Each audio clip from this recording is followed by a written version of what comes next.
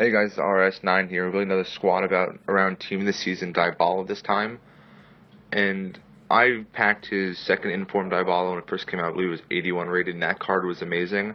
I built a team around that, and it was one of my favorite teams I've used. So now I have hands on his Team of the Season card. Significantly better than his second informed card, but the second informed card is still very good.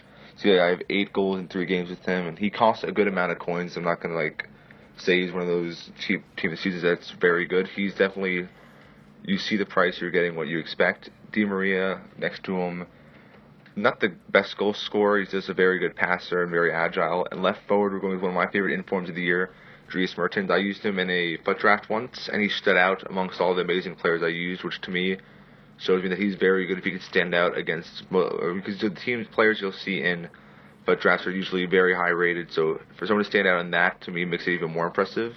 Now, center mid, Pereira, who I've used before in a squad, I believe, off-chem. And on-chem, he's even better than what he is off-chem, of course. But I highly recommend him. Then my other center mid is Marquisio, who I can't stop raving about. He's just such a well-rounded midfielder. He's not the best at everything, but he's just so well-rounded, it's hard not to put him in every squad I try to build.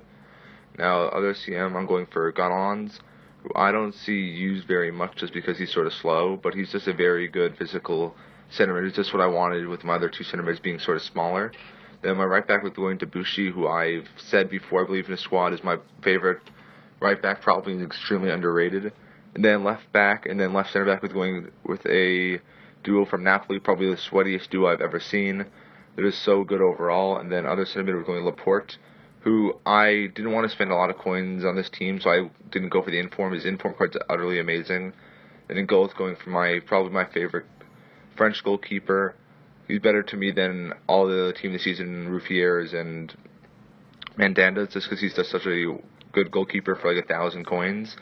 And here's a goal scorer, IF Mertens, who his stats don't say that he should be doing this, but he's such a overpowered card. He is amazing agility, acceleration, and balance. To me, 3 important stats. And also has 4-star skills, which makes him even better for me.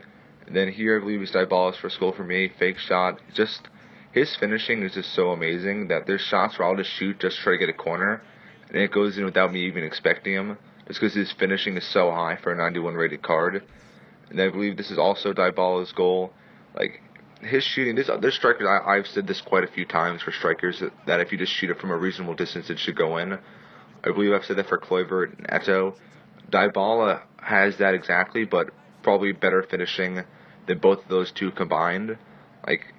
His goals were just so amazing for the attempts. These attempts that he should be taking shots aren't the best, looks for a striker to be shooting.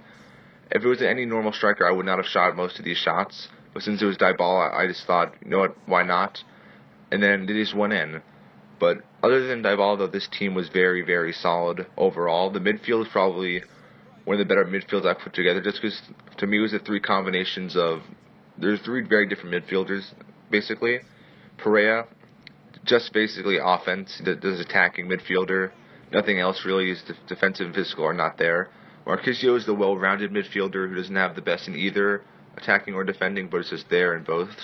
And then Gonalons is just pure defense, physical, someone to win headers and try to retain possession.